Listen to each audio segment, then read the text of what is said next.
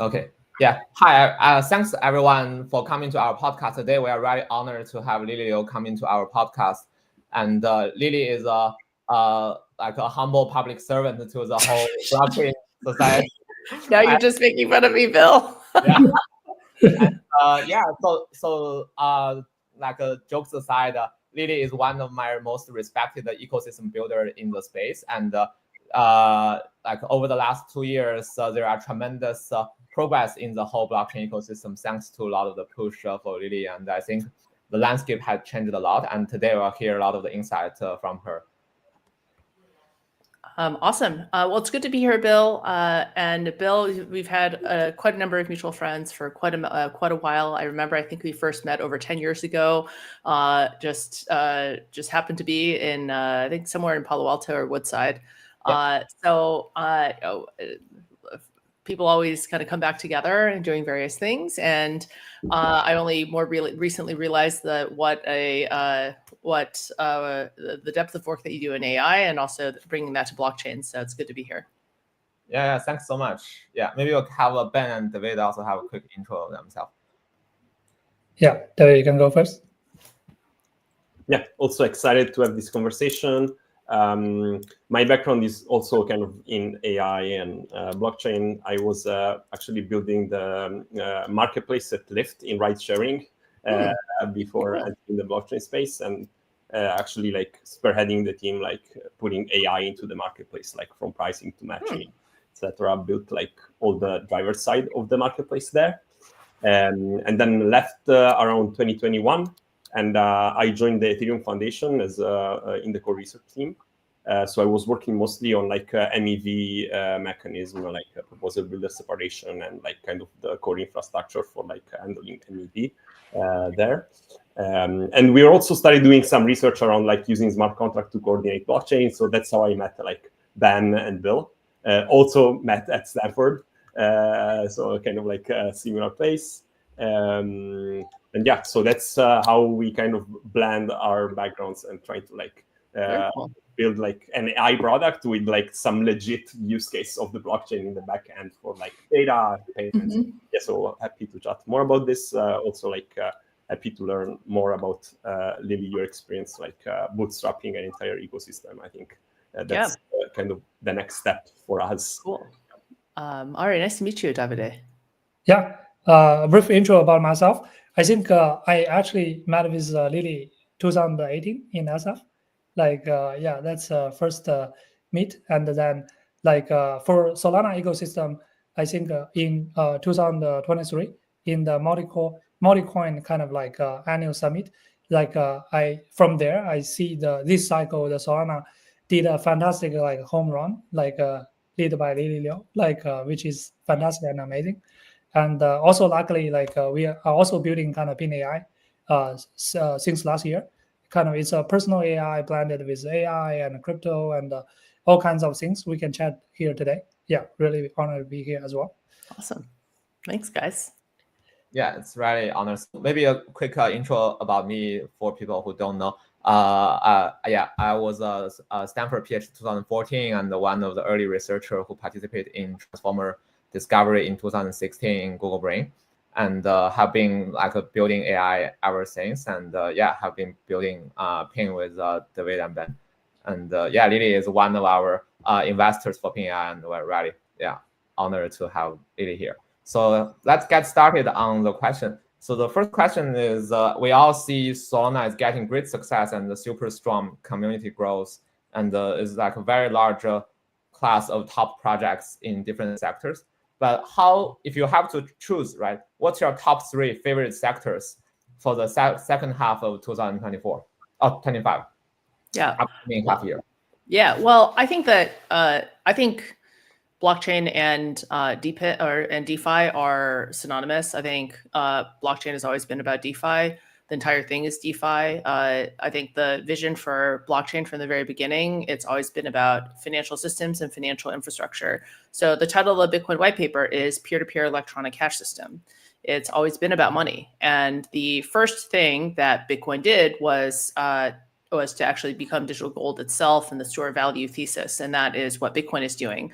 Everyone else after Bitcoin, I think, is seeking to be global financial infrastructure. That's been the vision from the very beginning. I think it's a very grand vision that everyone on the internet now has access to a so-called bank account through self-custodied wallets. And then you add on top of that smart contracts, which Ethereum introduced, really revolutionary what Ethereum introduced. And then from there, the discussion we've had for many years in crypto around programmable money, composable finance, that is very unique, very additive, and is the only way to unify, if we're successful, the liquidity of 5.5 billion people on the internet.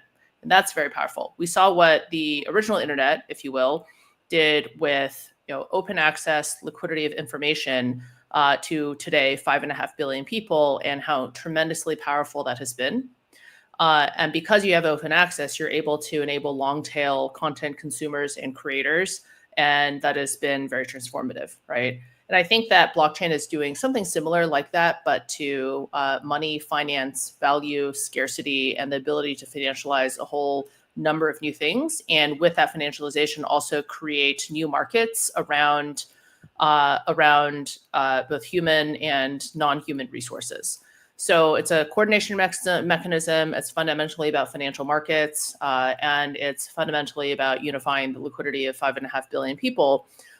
So if I think about it from that perspective, the end goal has always been to get capital on chain and to bring assets on chain, and then to build unique ways of using those assets on chain that you can only do in crypto. I think that's always been the point. It's about being the best place for capital, the capital of 5.5 billion people. That means all of the assets and all the ways to use those assets. Now, to get there, you have to do some things before you can actually have performant infrastructure, have developers building applications, before you can actually get to that point where you can bring assets on chain and actually have that be a productive experience for capital and for liquidity. And so I think a lot of the things that you've seen over the past number of years, there's kind of an order of operations here. First, you have to build a network, then you have to build a developer community, and then after you get to a critical mass on those things, then you can work on attracting assets. So I think there's an order of operations. The most important thing at any given point in time will change a little bit depending on what the marginal kind of growth contributions are. In 2025, to me, it's very simple. Be the best place for capital. Yeah, that's cool. Yeah. So basically, this is pretty much what David was working on in Ethereum, right? Maybe David, you have any question along this line?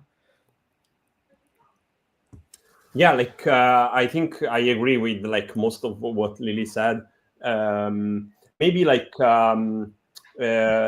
one small question is, isn't onboarding developers and onboarding assets intertwined in the sense that new developers build new apps, but those are also the ones that bring new assets on chain? Yeah, absolutely. In the same way that in Lyft, having drivers and riders are intertwined. Absolutely. Yeah. And so how do you kind of get this flywheel going is always the question. And the contours of that are different in crypto, but absolutely.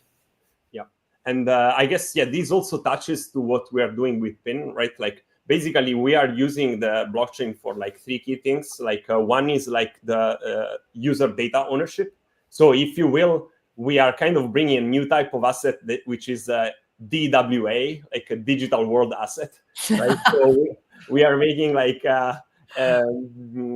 private data that is useful for AI models, and then IP as well. We give it the ownership and the custody to the user. So that's one. And then the other one is payments, right? So we have this design where we want to enable these agentic services, we call them. To serve people personal AI. That's the AI part we built. So I think again, it resonates right around that's what these blockchains are good for, and I think that's where in the world of AI is bringing new assets and then do payments at a speed that cannot be done, and at maybe at a micro scale that cannot be done otherwise. Yeah, it's micropayments done. Machine micropayments is something that you can't do otherwise. Machines don't have credit cards.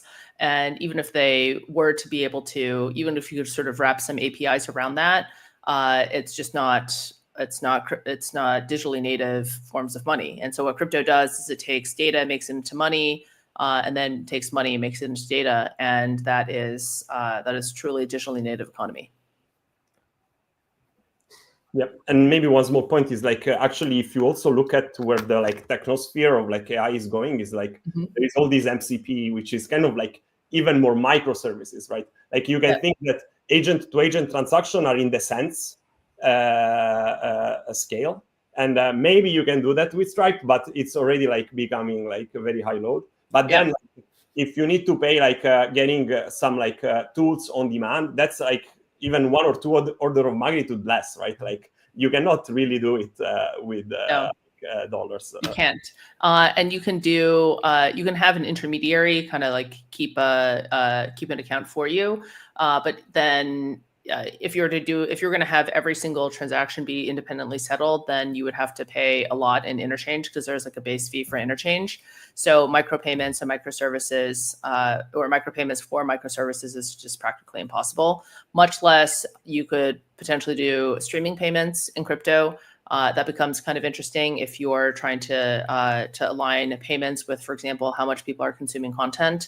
You know, a lot of these ideas have been written about since 2012. You know, I think now that we have AI, we should just have AI just crawl like the entire history of YouTube, blog posts, Twitter posts for the last 15 years and just dig up. Here are all the things that people talked about as use cases for blockchain. I did this once. And like back in the past cycles, there is 2 projects on Ethereum. One is called Sablier Finance, and the other one is called Superfluid. They were both doing streaming payments, right? Yeah, streaming payments. It's kind of like maybe a little bit ahead of their time. Yeah, well, if I can make an observation about that, it's impossible to stream payments on Ethereum mainnet. It's like as impossible as it is to, for example, stream Netflix on a 56K modem. So I agree the thinking is ahead of its time, but the infrastructure just is not built for that. I actually think the problem with Superfluid is that they need to wrap. So it's clunky, like because they need to wrap into a special kind of token, but then they were actually exploiting one specific configuration of like the Ethereum virtual machine where you don't actually need to like you initiate the stream and then the accounting just goes on over time without having to interact too much. Yeah, point well taken about like the speed. Yeah, that's something like that. It's kind of finally the ecosystem is rallying around. I think that's also thanks to like the competition from Solana and from other high throughput chain that like kind of keep the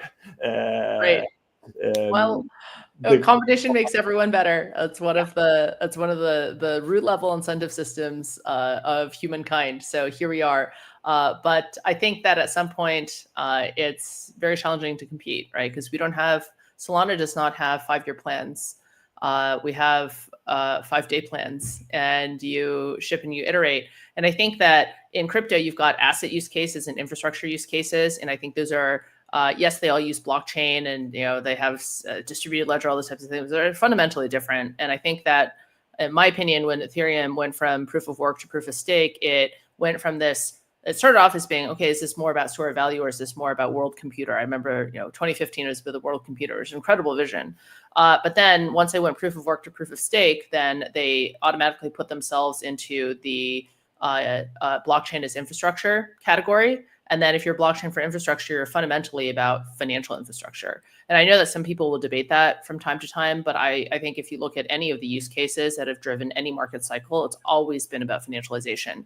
Even during the NFT and gaming period, when people thought, oh, this is about consumer and creator and retail experiences, that might have been true, but it's fundamentally about, if you really get down to it, what was an NFT? It was financialized JPEGs, right? And then what was gaming? Even now, I think that the narrative around why blockchain gaming is important is very muddled. And if you really ask why, what people come back to is, well, it's because about the secondary market trading of in-game items. that's it, right? It's all about markets and it's all about financialization, the financialization of new assets, which is what drives, I think, the crypto cycles. But then in between those crypto cycles, you want to bring existing assets on chain because that's the whole point, right? You want to have all of the assets, all of the users, all of the ways to use those assets, and then the crazy things will happen. So that's been my conviction for a while, and I think that is kind of the generalizable and also empirically observed core purpose of blockchains. And I think that's probably going to be similar in AI as well. So what are the financialization angles of AI? What are the incentive systems that crypto can contribute to the AI boom? And I think there's substance there, but it's probably also overhyped. Yeah, I think like to like Lily's point about the agent payment, right? Like I think Solana and the blockchain ledger is a natural payment network for all kinds of agents.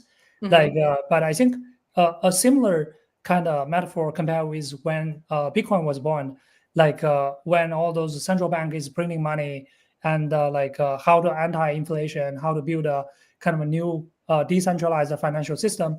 Like for AI, it's similar.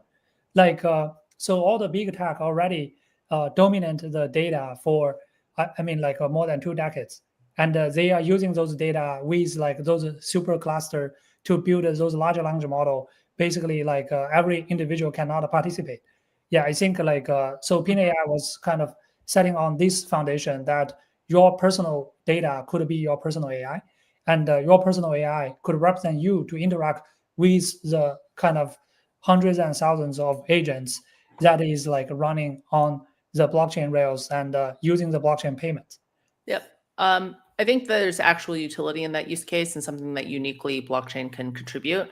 Yeah. So certainly agent payments. I think I remember back in 2014, I think 2014, 2015, there was some discussion around the many machine market, and machines would trade computer resource between them or create an autonomously managed marketplace for compute resource on one hand, and then you could also create an autonomously managed API marketplace, for example, as one type of you could call an API sort of computer resource.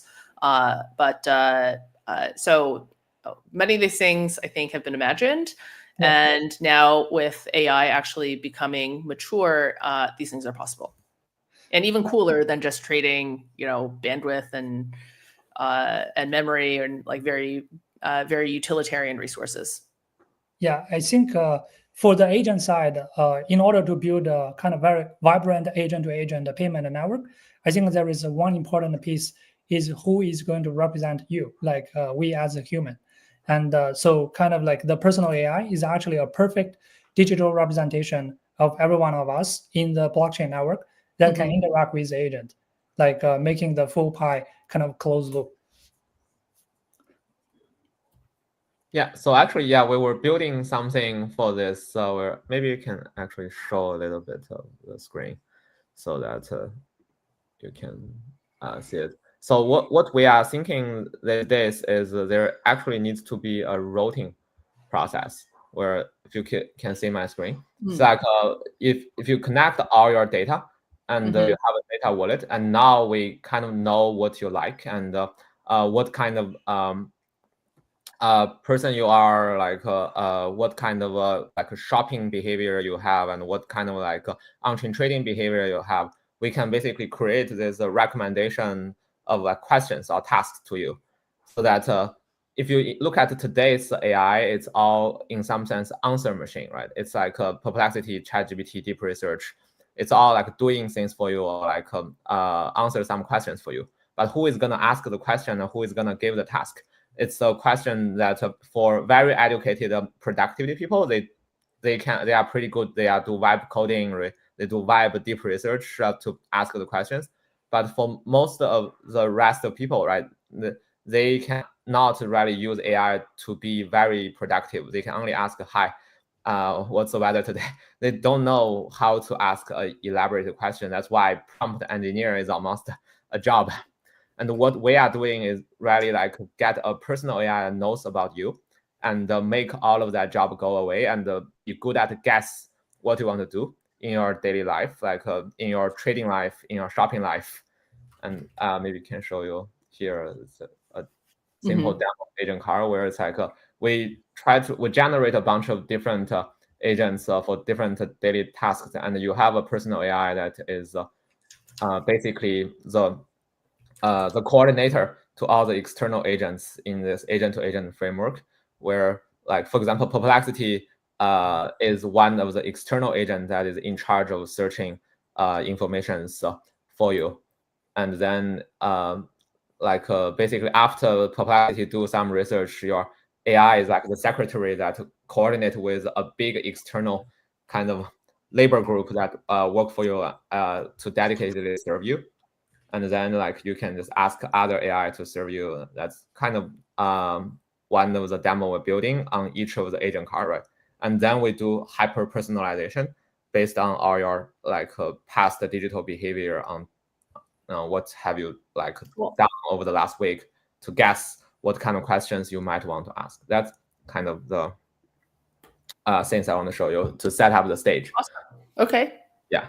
So following up on this, one very interesting thing is we are currently building on the world where it's still an old world, right? It's an old world built by internet giants, where the whole market is set up as, to my point of view, more like ads or like an eyeball market, right? Google, Facebook, TikTok, all these big giants, they basically trade a human's eyeball as the most valuable assets, and they extract on advertisement, on e-commerce, on like gaming extraction like Tencent.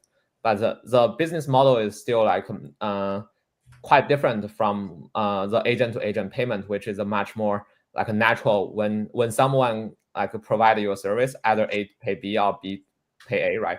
Like in the internet, is like A and B use everything for free, and C is paying for like sending some ads to A and B or something like this. Do you see with the whole like blockchain involvement, actually this agent-to-agent ecosystem can start to erode and reshape today's like digital marketing and today's internet giant business? So digital marketing, that's an interesting one. Well, I think that blockchain can do that. I think there's a version where blockchain can do that with AI agents and without AI agents. I think the version of that where you do that without AI agents is where things like we were talking about streaming payments earlier, where with streaming payments, I as a consumer of some of content, I can pay directly rather than essentially what's happening with an ad network. It's a way of aggregating the liquidity of eyeballs and proxying that through CPC and other means of fungifying content, advertising content in front of all of the eyeballs on the internet, right? So in a way that also points to the power of global liquidity, just in the case of the regular internet, the global liquidity of attention and time and content. And I would even argue that the reason that has created this explosive advertising, digital advertising marketplace is because there has not been native payments, since you had to do it through advertising, right? And what you see in certain social media circumstances is, if you're on Instagram, for example, you're constantly being served engaging, shopping ads, depending on what you're looking at, what you're clicking through. And there's really good stuff on there. So there already is a mechanism for direct engagement and then kind of cut of purchase through that direct to consumer sort of engagement model. That's what social media gave us. And with crypto, if you have native payments, and let's say you have really performance streaming payments one day, if I'm watching a YouTube video, then maybe I am just streaming payments to that YouTube creator. And so right now, instead of them getting paid on a 6-second watch video, watch length, and so if a view is 6 seconds or more. So the person who's watching the full 50-minute video should probably pay more than the person who's watching for 10 seconds. But that's very hard to do. So the most efficient way of therefore settling in that market or matching that market is to count every view, whether 6 minutes or 6 seconds or 6 minutes, as one view, and then putting that through a whole advertising network, right? So I think that already when you have long tail flexible sort of micro payment capabilities that are at the speed of the internet and at the sort of in our internet native, then you can already have different advertising monetization pathways. So I would like to see more of that happen, anyways. And it's possible that AI agents can be a big part of making that even easier, cooler, and showing me better content, helping me filter through better content, which already does. That would be cool. But fundamentally, I think that there's a version of let's call it monetization, creator monetization, that is AI intermediated, and then also a version of that which is only crypto. It's like crypto intermediated and or crypto plus AI intermediated.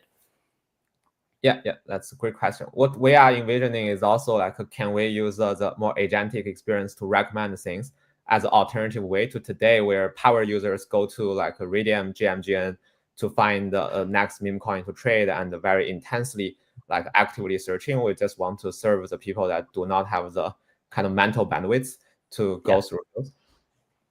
Yep, definitely. So certainly filtering through the content. To an extent, there is already sort of content targeting. AI just does that even better. As that's the difference between search and then Perplexity, right? That's why I don't know about you, but I've changed my default browser out to be Perplexity. Thanks, Google. It's been nice knowing you. Yeah, actually, like this is also an interesting point, and like one of the reasons why I'm really excited about like these new AI use cases is because like historically, like even for like financial application in blockchains, it's been quite hard to disrupt like some use cases that are crystallized in like a sector that is there for many decades, right? Like the most success we've had maybe is like in creating these new types of financialized assets, which are kind of like, basically there is no competition there. There is no like incumbent like to this place. I feel that like AI is kind of a green field, right? In the sense like it's very hard to imagine that like now like advertisers on TikTok or like YouTube start integrating crypto payments. But like with this new emerging network, like actually I think Perplexity already does something like related to crypto, and I think there is also like this very interesting project like a model router started by like the former CTO of OpenSea. They have like native crypto payments. So I feel that like the exciting part is that it's kind of new markets are being created, and like we can be there first, right? And and it could also modulate the subscription model and have and open up more variable payment for certain types of engagement with AIs. There's always a preference for subscription revenue because it's stable, it's predictable, and there's something inherently valuable in predictability. Yes, but then on top of that, people who are power users versus people who are more casual users, there could be some more differentiation on that. That can be easily settled in real time using payments. So still a lot of things to come. I think that 2025. I'm very focused on stablecoin liquidity, because I think that the on-chain economy, everything ultimately goes through stablecoins. At the end of a speculative cycle, everything eventually trades back into stablecoins. And of course, payments primarily use stablecoins. And even if they don't directly use stablecoins, they ultimately get settled in fiat currency, which is closest to stablecoins. And if anything else, people just mentally denominate things in stablecoin, usually dollar terms, right? So stablecoins are really important. And I think that maybe the way this is going to evolve is 2025, where everyone now sees the product market fit of stablecoins and RWA. Everyone sees it now. Big capital pools are coming into this for about something like 250 billion. We should be 10x that. And once you have actual depth in stablecoins, then you have the liquidity to do like real use cases. I think there is real money being moved on chain right now, but it's not at the scale of what Fiserv does, right? It's not at the scale of what Visa does in their daily payments, flow. So that's what we should be supporting as decentralized infrastructure. And so part of that is, you got to build the platform, the tech, the tools, attract the developers, the apps. That's all been very apparent, especially in the more technically and product-oriented communities. But then you have to build liquidity, because if you don't have liquidity, then those apps can't move at scale, right? If you only have 10 billion stablecoins, you can't support anything in size, like true size, right? So that's a big priority to build liquidity, and then that will, to your comment earlier, Davide, about like what comes first. Well, the liquidity attracts the apps, across the liquidity, and then that's how you build the network. So, yep. Yeah. I guess one thing we were all very curious is I think on Solana there is a very interesting like community-based capitalism, right? Like the pump funds, like the meme trading and all that. Like when you see it, all of a sudden you feel, oh, this is like nothing is of substance. But when you look at the human behavior, it's like young people are really into playing these games. And how do you see that part evolve to actually use those kind of energy and use like speculative nice money to actually do something useful? Yeah. Well, I have a variety of different feelings, perspectives, and reflections on this, I would say. I think that if I go through the different sort of stakeholders in the community, certainly the network layers, meme coins have been very beneficial for testing infrastructure, right? The ability for the infrastructure at any time something massive can drop, and can the infrastructure handle it? And there's a big difference between what you can do on testnet, what you do when you don't have full demand for your block space, and how the network runs then versus when one of the largest financial events in the world drops on a Friday afternoon and the network just has to run, right? So those are very different production ready infrastructure use cases. And so from that perspective, I think the whole meme coin thing has really battle tested just the Solana network as being able to handle real volume at scale. Yes, we also learned there were some integrations between DeFi, CeFi, certain parts of non-validator infrastructure that need to be performing in different ways in order to support all of that. But the core validator infrastructure went off without a hitch, which in my opinion was pretty impressive. So there's that part of it to point out in terms of meme coins. But I know that's typically not how people think about meme coins. People don't typically look at meme coins and they go, "Oh wow, the network." But I will say that's a little bit how we think about it. So there's that, and then I think that, but the more kind of social economic side of it. I think that a big part of crypto from the very beginning has been about using incentives to coordinate communities, and for communities to be able to come together, hopefully create something of value, and collectively be rewarded for that, right?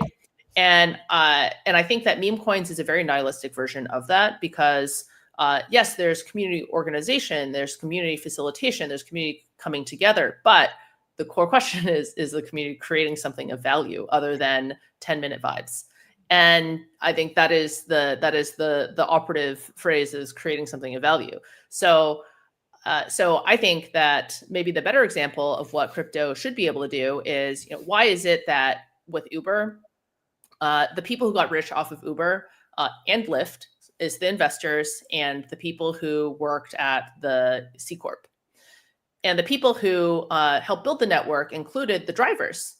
And so why is it that the first 100 drivers of Lyft and Uber, essentially, they got no shares, they got no upside, they got paid $19.99 an hour, right? And then had to go through the whole contractor, labor law situation in California, which became a whole national thing.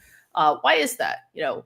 Isn't it kind of fair that the drivers would have been a very important part of the network? Can't have a network of drivers without drivers. So why isn't there a way to have a long tail of participants, network participants, be able to share in the upside?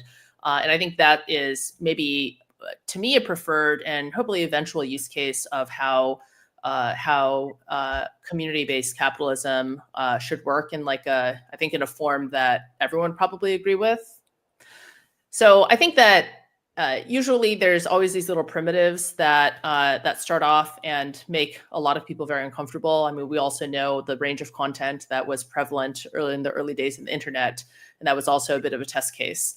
So for me, I think I'm fairly patient with the specifics of any of these cycles, and I'm willing to look beyond that, into maybe even over intellectualize it sometimes, and try to push my thinking to, okay, well, what are the principles and the primitives? But I do think that some of the things that have happened recently with meme coins are fairly nihilistic.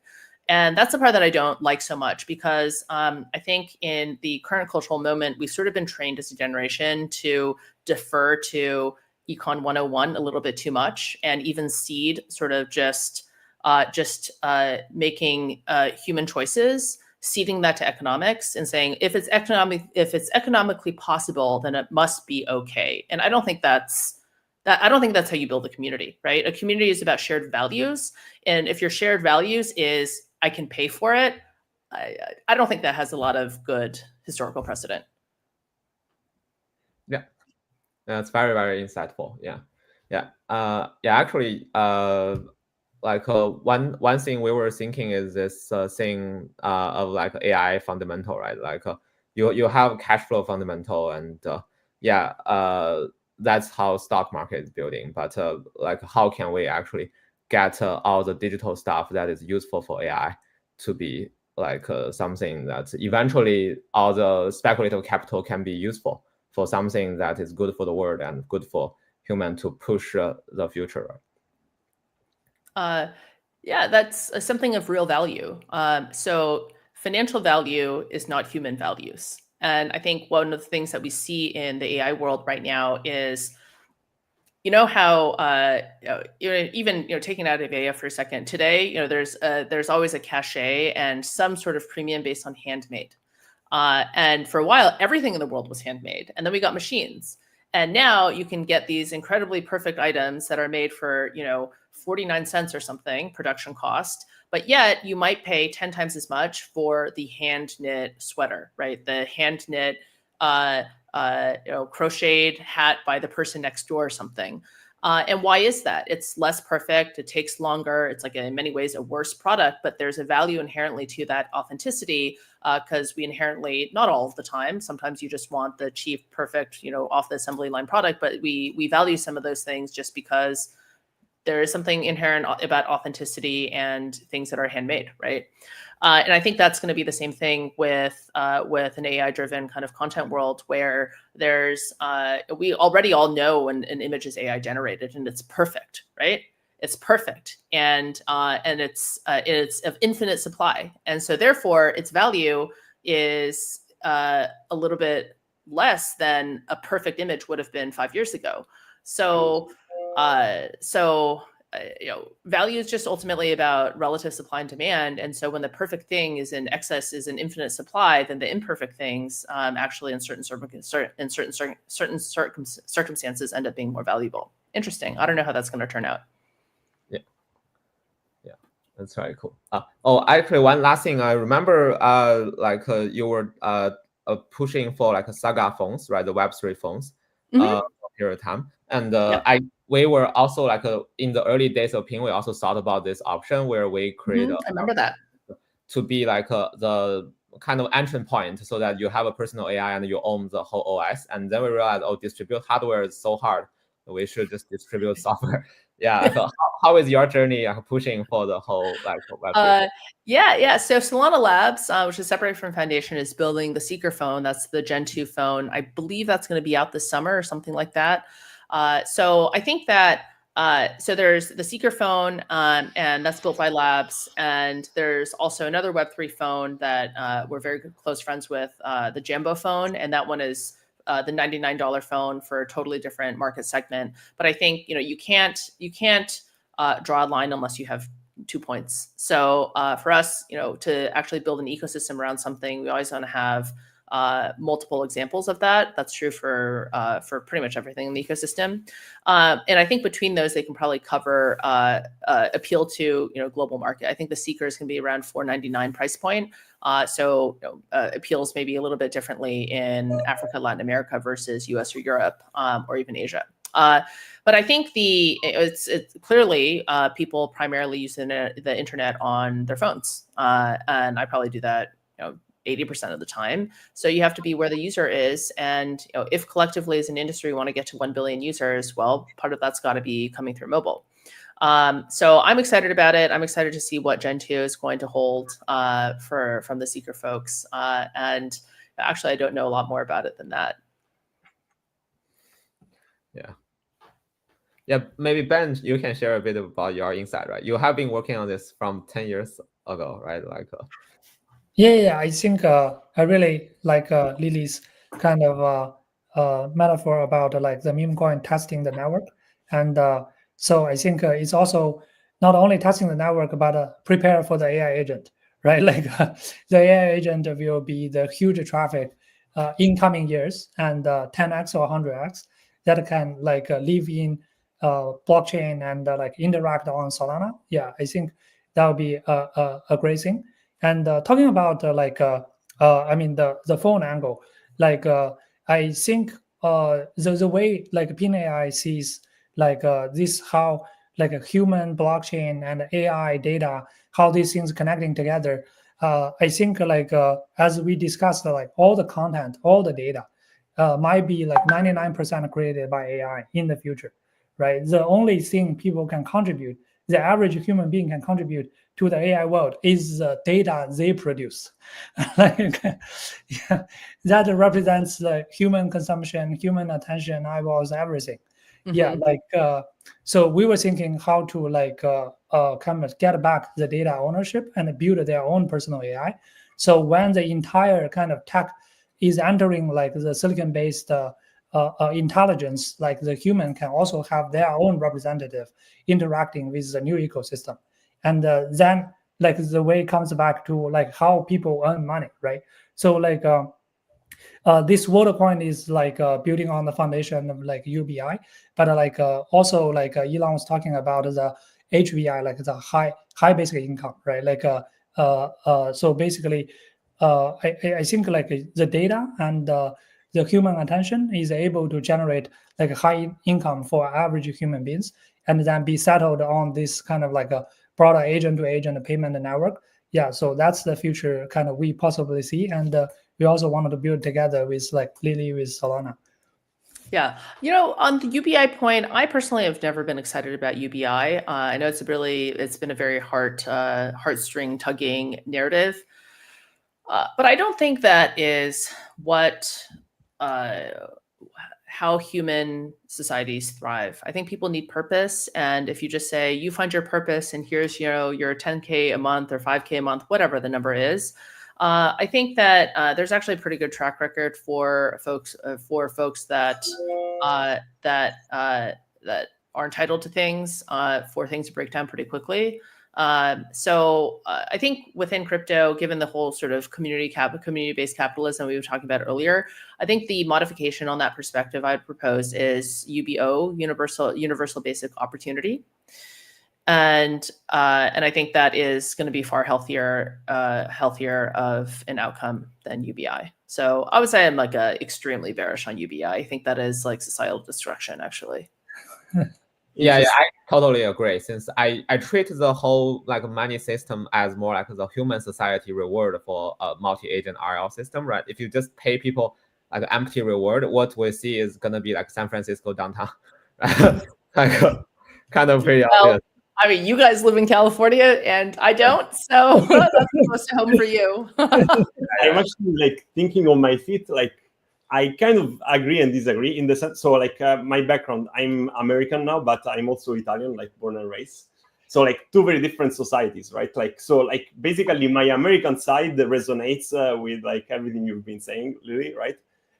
But then like you also have this example of Italy where like, okay, it's not even close to UBI, but you can think that in the spectrum is much closer, like this like welfare state and like high like social like net, like safety net.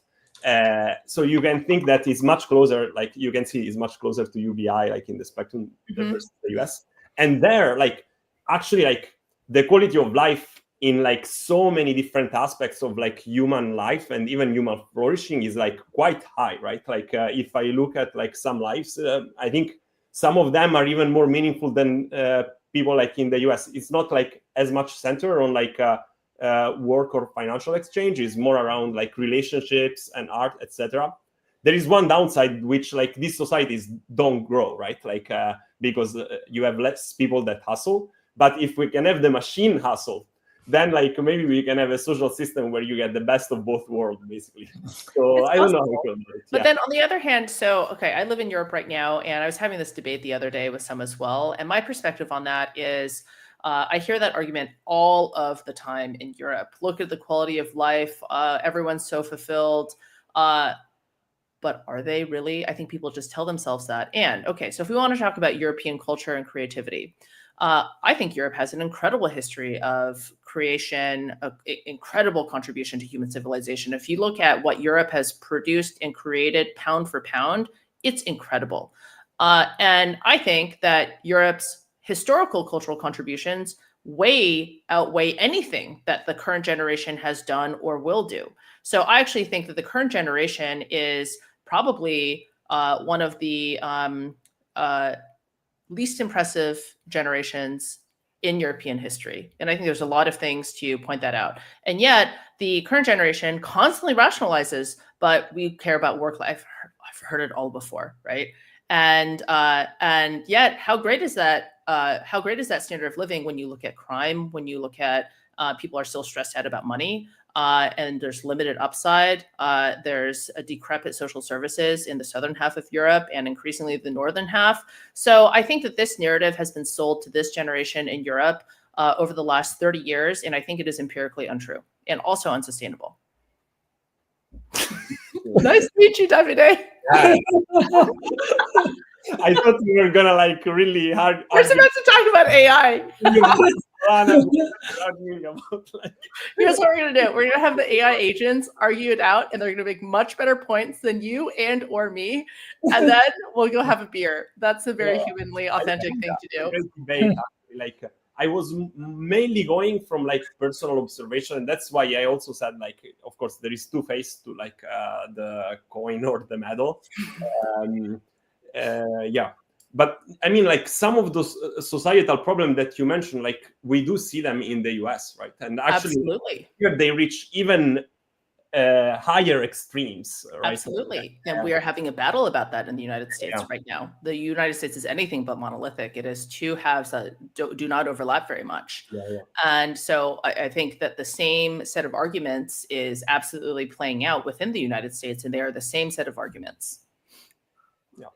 So, and also, I understand that there's an American Pope now. So I wonder how you feel about that. Oh, I actually saw the white smoke, but I didn't catch the name. Yeah. No, it's the American. I was shocked that they chose the American. That's crazy. Yeah. That's very interesting. Yeah. So I don't know who he is, but I will check it out. I'm not very close to like that part of Italian society. Yeah. I feel like fundamentally, if we assume the productivity stays flat, this problem all happen. But if I think the most promising thing is we see the technology acceleration as probably one of the most like comforting thing, right? It's like a deflationary power in the sense everything will become cheap and everyone will be able to enjoy very good life, like a base net with like not much effort, just like not many people in US or in Europe or even in China get hungry again, right? It's like somehow with productive increase, the baseline just rises so fast. So I feel like that's probably the most promising thing. And I feel like blockchain can play a really big role in like reshape the division of labor and like make it's essentially like change the today how like people collaborate, right? Today people collaborate in two ways. One is the consumer big app where it's like there are central monopoly hyperscalers like Google, Facebook, and there are like the big enterprise you go to work for like I don't know, Salesforce, for GE, for like say Benz, and that's it, right? Like people just either go to work or just be a consumer. I feel like that will kind of change for society, and maybe a lot of the problem we face now will just slowly get like less severe as AI just becomes smarter than everyone. I mean, there's no question that the benefits are going to be incredible. The question is, what are everything always has trade-offs. And so if you look at the social media area and the advent of Web 2 with cloud hosting and everyone being online all the time, I mean, the benefits are infinite. The benefits, we couldn't be doing this, right? You can't work remotely. You have to have, in-person everything. and you don't have the connectivity with people all around the world and the ability to build these human relationships. So all these incredible benefits from Web 2 and social media. But then the flip side is that you have there's like certain people, like teenagers, that it's just too much for them at that age, you know, and they can't handle that, process that. So then that is a trade-off. And so similar with AI, I mean, I've constant benefits throughout the day just using AI in my everyday life. You know, sometimes you don't even have to go to the doctor. That's not medical advice, but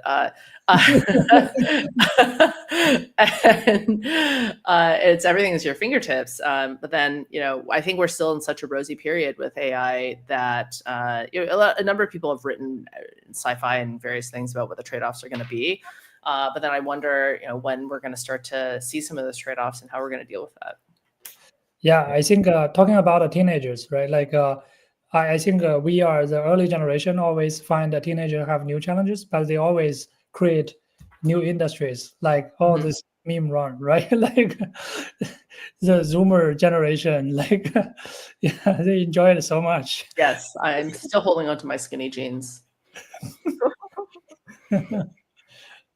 Yeah. Okay, Lily. So last question is gonna be prediction about the future. What's gonna be your like two most like anti-consensus prediction about AI and about the blockchain world for the next week? I think that AI meets blockchain is probably overhyped and overvalued at this point in time, because this is the way things always go. It goes like here, and everyone's like fever pitch about this thing. This is what's NFTs and gaming and ICOs. We've all seen the various things. And then it'll go down by about 80%. And then there will be a big washout, and there's going to be like 5 apps, right? Or 5 protocols / apps that are really gonna be transformative. So I think that we're still on the ascent in the hype cycle right now.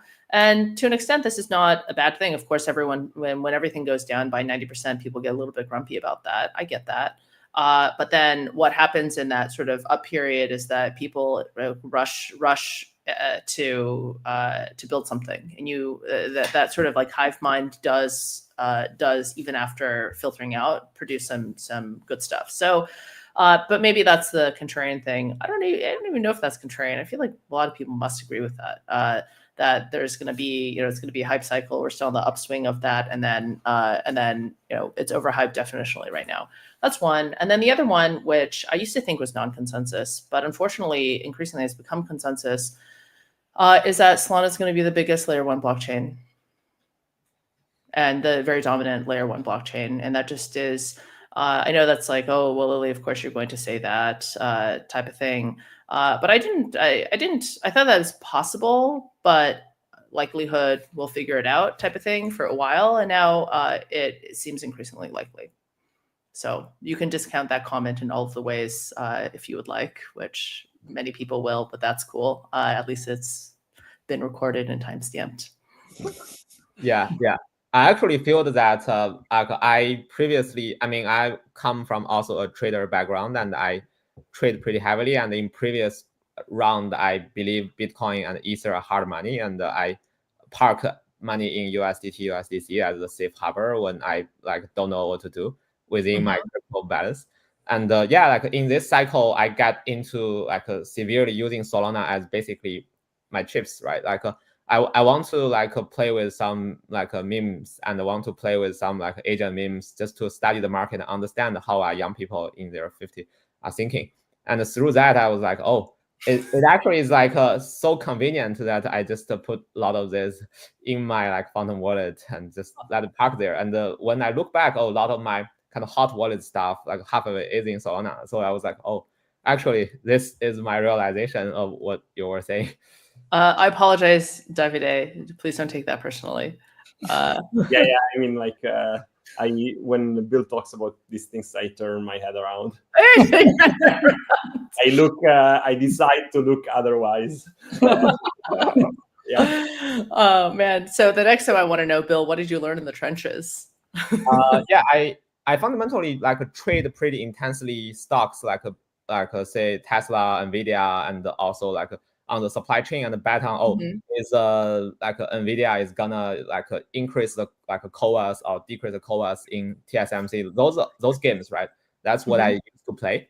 And when I play the like trenches game, I feel like there is a similar like a social spreading of like, okay, some friend like ping me and tell me alpha, except in the equity world, this alpha like actually will play out like a prediction market, like in 3 months, in when like Jason go to earning call, actually you will know the outcome, so that you people are betting on some external oracle that have like real outcome.